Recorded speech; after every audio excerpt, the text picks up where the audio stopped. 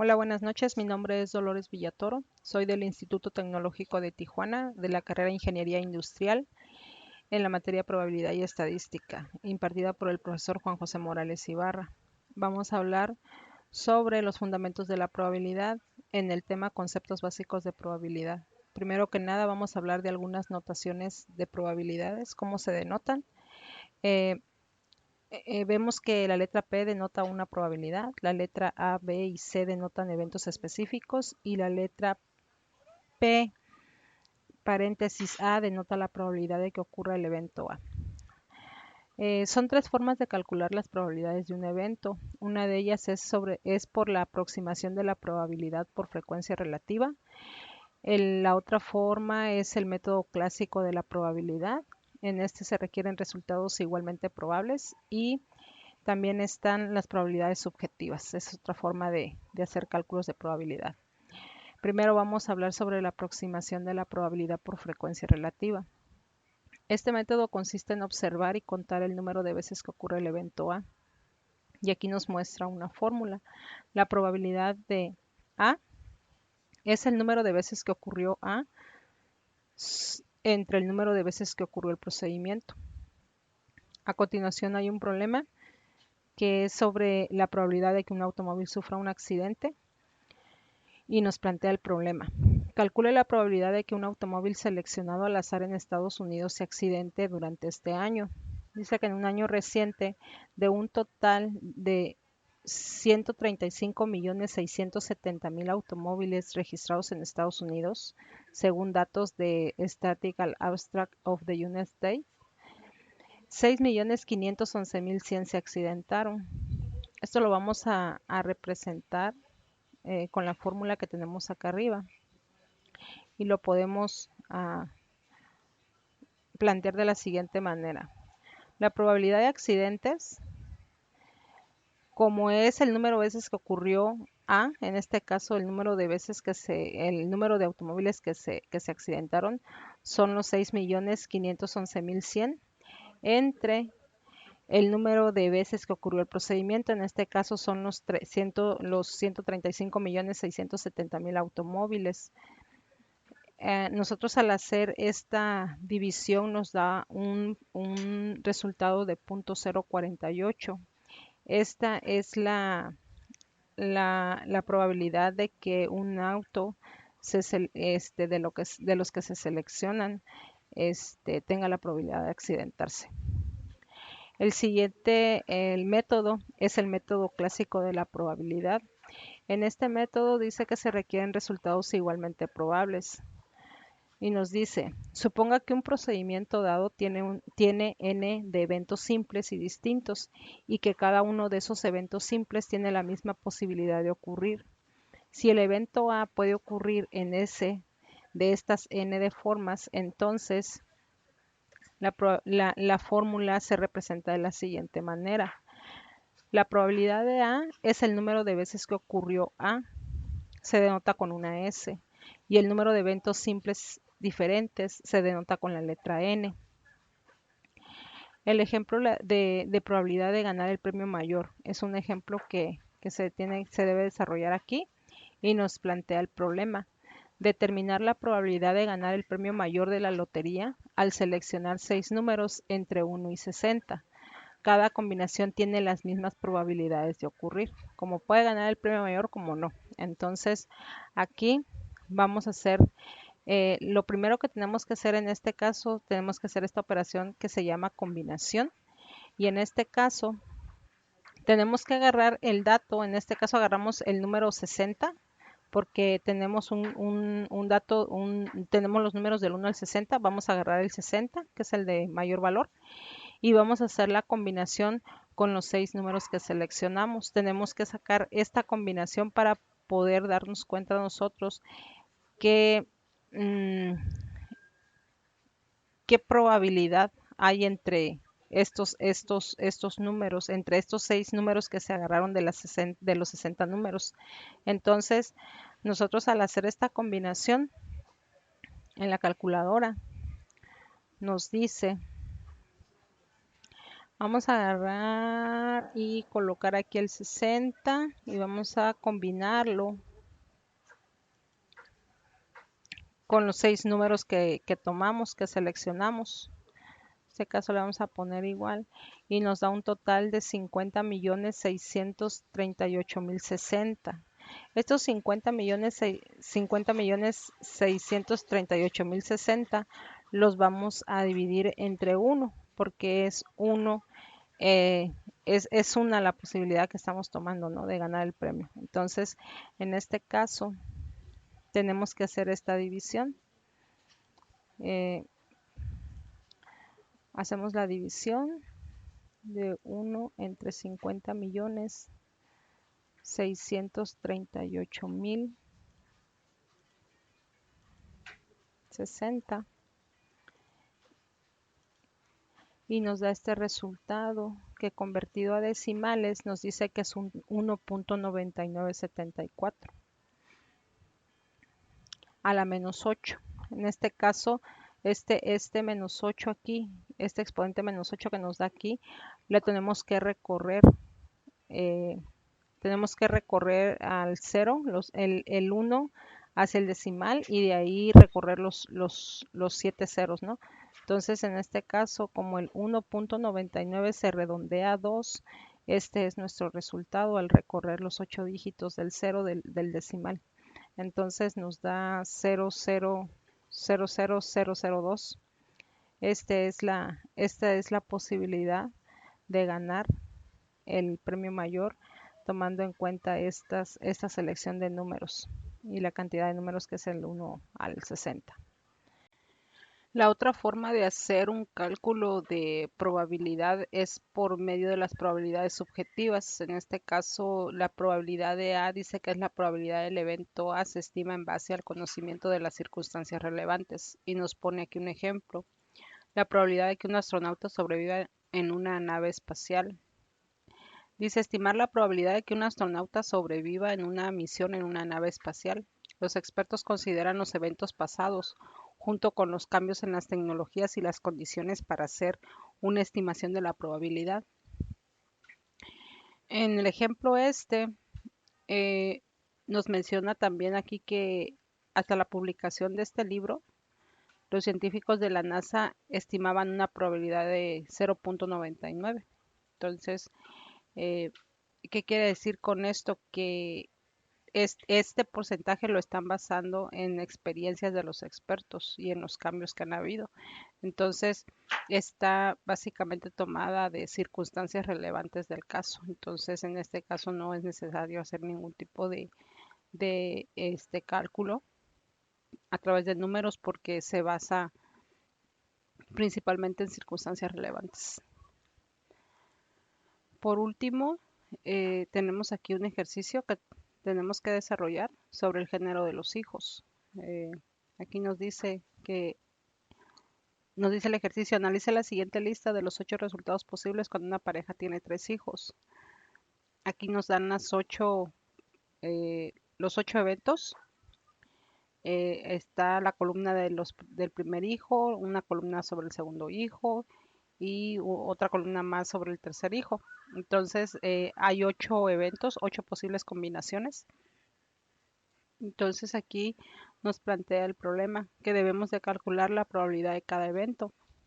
En el primero tenemos que calcular que hay exactamente una niña.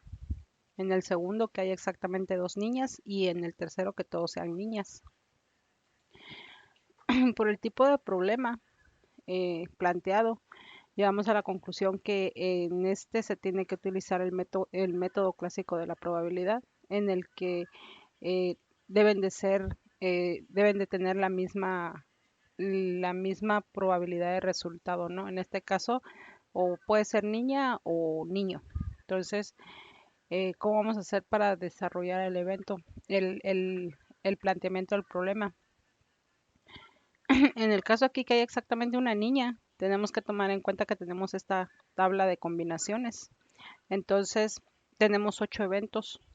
Tenemos que identificar dentro de estos eventos dónde se da la probabilidad de que correspondan a, a 3 niñas. Entonces, en este caso, Aquí tenemos, dentro de estos eventos, aquí tenemos uno que corresponde aquí que hay una niña dentro de uno de los eventos, aquí hay otra, también acá hay una niña, acá hay una niña.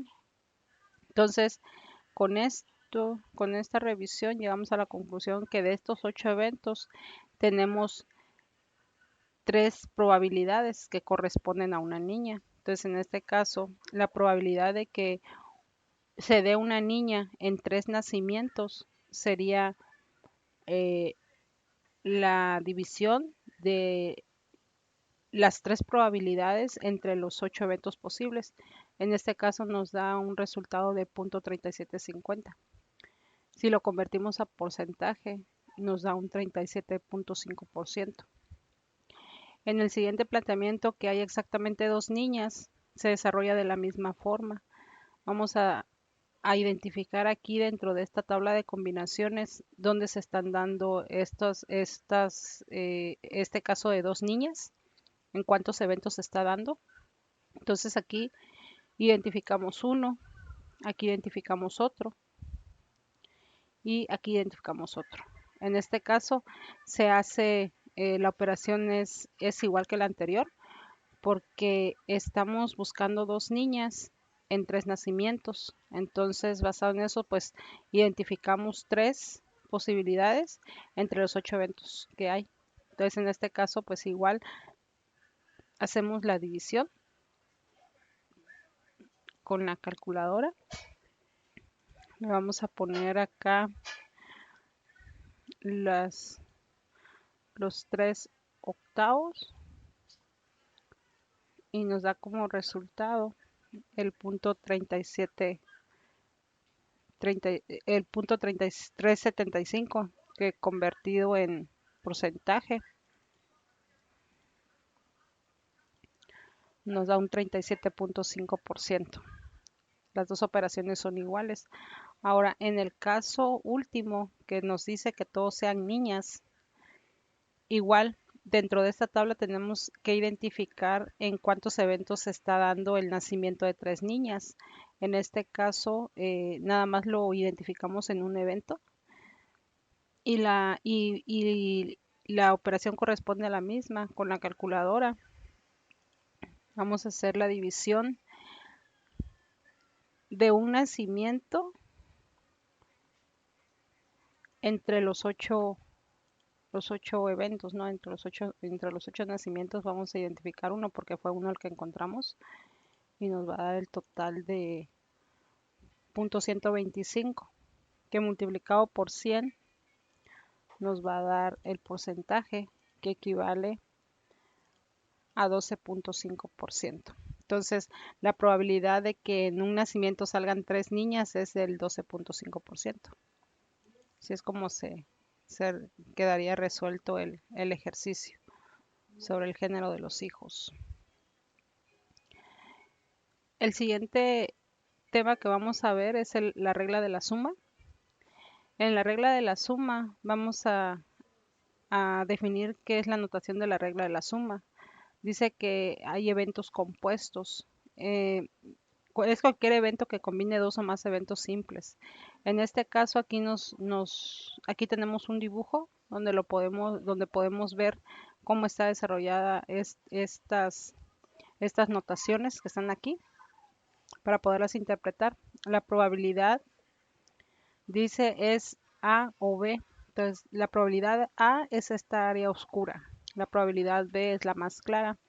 Esta probabilidad de A o B es igual a la probabilidad de A más la probabilidad de B menos la probabilidad de A y B o la probabilidad de A unión B. En este caso, A y B se representa por esta área que está aquí, que es conocida como la intersección. Entonces, en este caso, pues tenemos que hacer la suma de ambos y luego hacer la resta de esta parte, ¿no? De la intersección, que es donde se traslapan los dos eventos, las dos probabilidades. Entonces, esto es igual a la probabilidad A más la probabilidad B menos la probabilidad de A intersección B, que era lo que les comentaba, ¿no? Acerca de primero hacer la suma y posteriormente hacer la resta de la intersección de ambas probabilidades. El siguiente tipo de regla eh, dentro de la suma se llama regla intuitiva. En esta dice que se calcula la suma del número de formas en que puede ocurrir el evento A y el número de formas en que puede ocurrir el evento B, de forma que se cuente solo una vez. Entonces, en este caso, dice los eventos A y B son disjuntos cuando ambos no pueden ocurrir al mismo tiempo. Cuando dicen eventos disjuntos se refiere a que están separados, no se traslapan. Entonces, en este caso, se representa así. La probabilidad de A o B es igual a la probabilidad de A más la probabilidad de B. Entonces, esta es la forma de cómo se representa ya en la suma. Este tipo de regla es la regla intuitiva de la suma.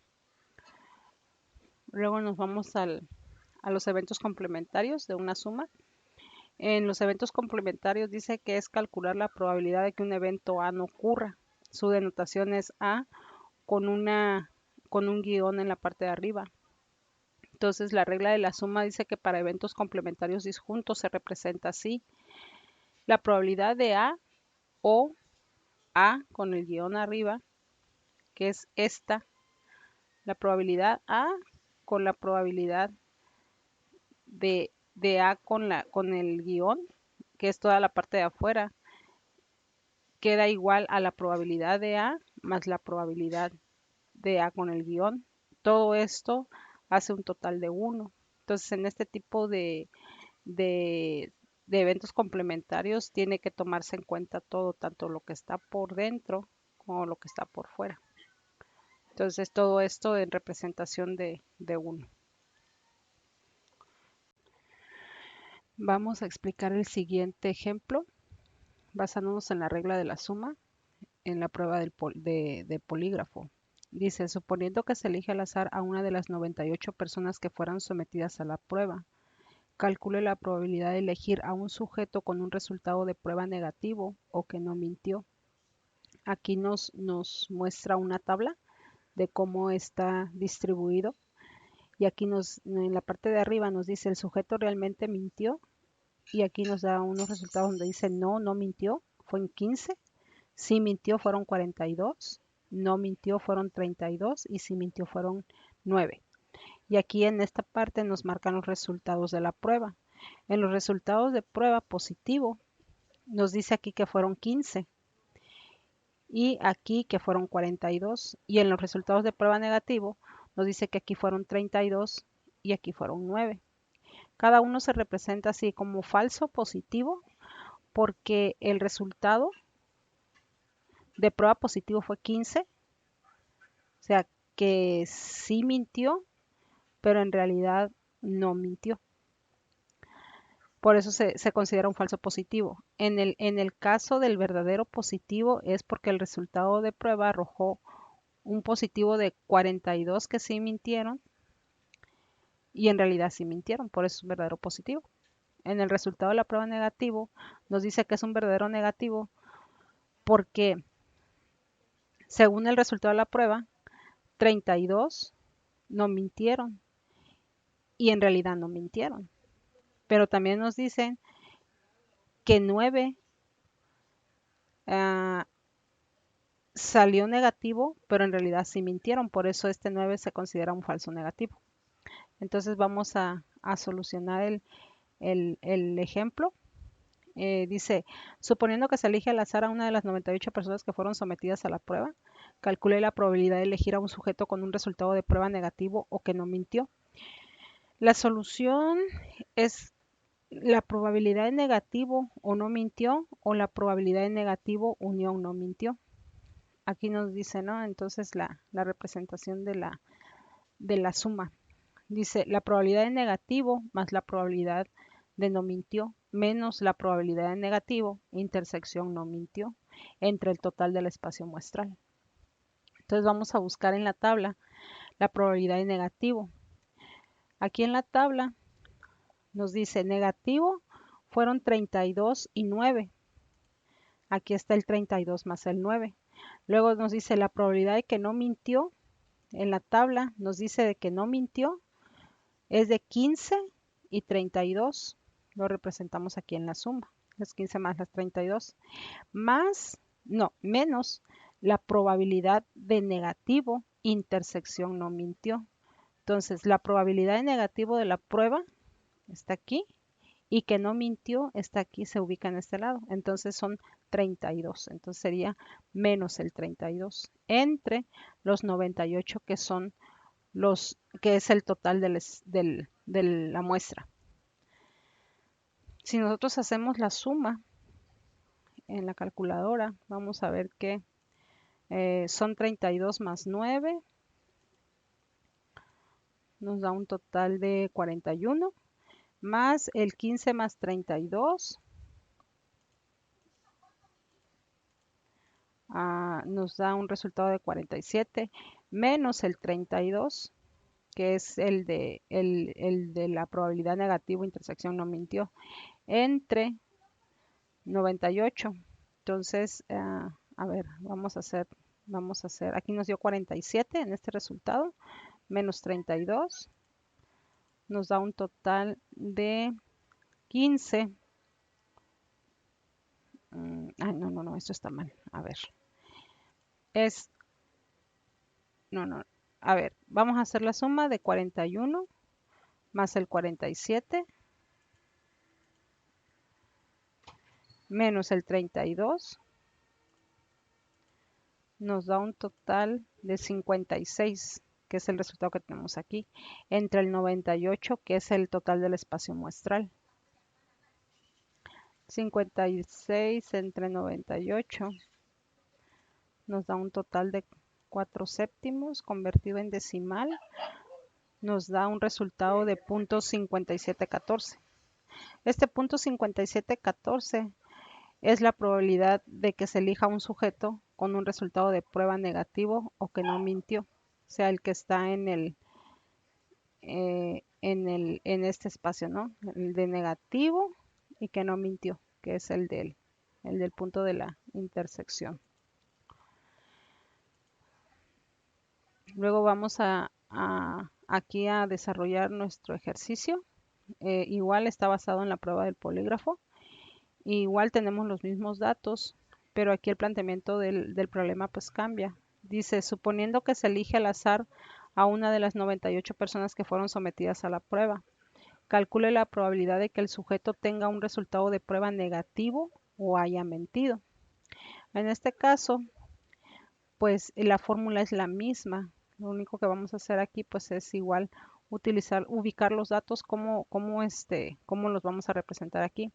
Dice la probabilidad de negativo, según en esta tabla, es 32 más el 9, ¿no? Que son los que tenemos en esta línea, el resultado de la prueba negativo, más la probabilidad de que haya mentido. Que mintió es en este caso, sí mintió, 42, menos la probabilidad de negativo, intersección que haya mentido. La probabilidad de negativo, intersección que sí mintió. Entonces estamos hablando de que es menos 9 entre el total del espacio muestral, que viene siendo los 98, ¿no? Entonces aquí vamos igual a hacer la suma con la calculadora, que viene siendo pues el 32 más 9 es 41, más el 42, que es la probabilidad de que haya mentido, que sí mintió, son 42. Entonces aquí va a ser 41 más 42, se hace un total de 83. Estos 83 le vamos a restar 9, que es el de la probabilidad negativa, intersección que haya mentido. En este caso es negativo, que sí mintió, son 9. Nos da un resultado de 74. Este 74 lo vamos a dividir entre los 98 y nos da este resultado en fracción que convertido en decimal es 0.7551, redondeado queda 75.50.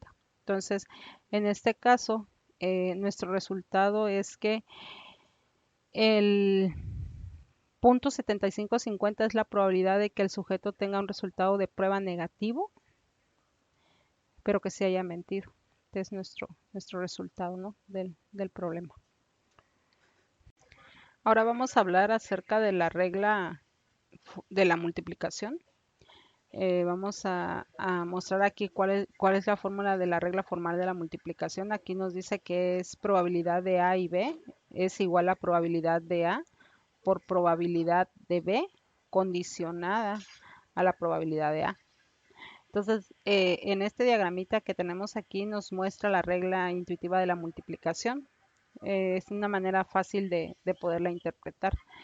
Aquí nos dice la probabilidad de A y B si son independientes o no son independientes. Si A y B son independientes, el cálculo se hace así. Probabilidad de A y B es igual a probabilidad de A por probabilidad de B. Esa es la regla de la multiplicación, la más simple, ¿no? Porque en este caso, pues son independientes, entonces se hace nada más la multiplicación por separado. ¿Qué pasa si A y B no son independientes? En este caso, la formulita cambia, porque es la probabilidad de A y B es igual a la probabilidad de A por la probabilidad de B condicionada a la probabilidad A. ¿Qué quiere decir esto? Que la probabilidad del evento B supone que el evento A ya ocurrió. O sea, allá hay un resultado antes de llegar a la probabilidad B. Entonces aquí nos plantea el siguiente problema. Es el ejemplo que tenemos. Y nos dice el control de calidad en la fabricación de marcapasos. Dice, un investigador médico desea seleccionar 2 marcapasos al azar para realizar un experimento. Calcule la probabilidad de que el primer marcapasos seleccionado funcione bien y que el segundo marcapasos también funcione bien. Utilice los siguientes supuestos. Dice, suponga que las 2 selecciones aleatorias se realizan con reemplazo, de manera que el primer marcapasos seleccionado se reincorpora a la muestra antes de elegir el segundo. En el supuesto B, dice, suponga que las 2 elecciones aleatorias se realizan sin reemplazo, de manera que el primer marcapasos seleccionado no se reincorpora a la muestra antes de elegir al segundo. Entonces acá está desarrollado el ejemplo con la solución. Y la primera recomendación que tenemos aquí es que tenemos que visualizar bien las muestras, ¿no? En este caso se están buscando 2 marcapasos que funcionen bien. Entonces vamos a tomar una muestra de 5 piezas, en las cuales 3 marcapasos van a estar buenos y 2 marcapasos van a estar defectuosos. Vamos a hacer el primer cálculo con reemplazo. Se llama al azar con reemplazo. Y nos dice aquí la probabilidad A son los 3 marcapasos buenos con los 2 defectuosos. Y la probabilidad D igual, es lo mismo, los 3 buenos, 3 marcapasos buenos y los 2 defectuosos. Dice la probabilidad de que el primer marcapasos es B y el segundo marcapasos, el primer marcapasos es B y el segundo marcapasos es B es igual a 3/5. ¿Por qué 3/5? Tenemos 3 marcapasos, en este caso buenos, sobre la cantidad de las muestras, que vienen siendo 5. Y la multiplicación la vamos a hacer igual, o sea, como ambas probabilidades no son independientes, la multiplicación se hace pues de una manera así, pues es la más simple, ¿no? La más normal, que en este caso vienen siendo los 3/5, que son los 3 marcapasos buenos sobre los 5 que es la muestra, por los 3 marcapasos buenos sobre la cantidad de muestras, porque son 2 marcapasos buenos que estamos buscando, y aquí vamos a hacer la multiplicación, ¿no? Entonces, en este caso, pues vamos a multiplicar 3/5. Multiplicamos 3/5 por 3/5 y nos va a dar un resultado en fracción que lo vamos a convertir a decimal. En este caso nos dio el total de 9/25, que es en fracción, y lo vamos a convertir a decimal, que en este caso viene siendo 0.36. Este punto 36 es la probabilidad de que nosotros saquemos el primer marcapasos buenos y el segundo marcapaso también bueno. Este tipo de multiplicación fue con reemplazo. Se considera con reemplazo porque se retira la muestra y se vuelve a incorporar dentro de las muestras, ¿no? Entonces se toma uno y se incorpora de nuevo al espacio muestral en este caso. Luego viene el otro supuesto, que es al azar sin reemplazo. En este caso, como es sin reemplazo, la primera probabilidad, que es la A, la vamos a hacer con las 5 muestras que tenemos. O sea, tenemos 3 buenos, tenemos 2 defectuosos, pero la probabilidad B ya no va a ser igual porque vamos a sacar esa muestra que va a ser uno bueno y ya no lo vamos a regresar al espacio a las muestras, o al espacio muestral en este caso, sino que vamos a considerar nada más los 2 buenos y los 2 defectuosos, porque ya no estamos regresando el que tomamos. Entonces, en este caso, la probabilidad de que el primer marcapaso sea bueno y el segundo marcapaso sea bueno es igual a 3/5, que son los 3 marcapasos buenos, sobre las muestras, que son 5, por 2/4. En este caso, 2/4 porque como retiramos uno que era bueno, ya nos quedaron solamente 2 buenos y 2 defectuosos. Entonces aquí se reduce, ¿no?, a la multiplicación a 2/4. Entonces, haciéndolo en la calculadora, nos va a quedar 3/5.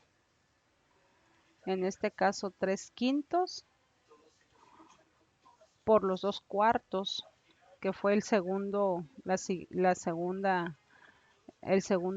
marcapaso que retiramos, ¿no? Entonces en este caso va a ser 2/4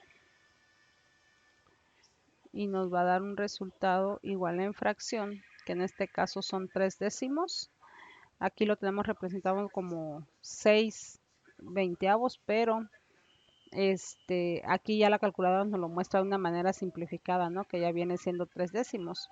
Convertido a decimal nos da 0.3, que es el resultado. Entonces, si nos damos cuenta, pues sí afecta el resultado hacerlo sin reemplazo, ya en la probabilidad B, porque es aquí donde ya lo afecta, tomado desde el inicio, ¿no?, de la probabilidad A. Entonces, así es como queda el resultado del ejemplo. En el siguiente nos habla de un ejercicio que tenemos que desarrollar, que se llama neumáticos defectuosos. Y nos dice lo siguiente: Wheeling Tire Company produjo un lote de 5,000 neumáticos, que incluye exactamente 200 que están defectuosos. Dice A: si se seleccionan al azar 4 neumáticos para instalarlos en un automóvil, ¿cuál es la probabilidad de que todos estén en buenas condiciones? Este es nuestro planteamiento del problema.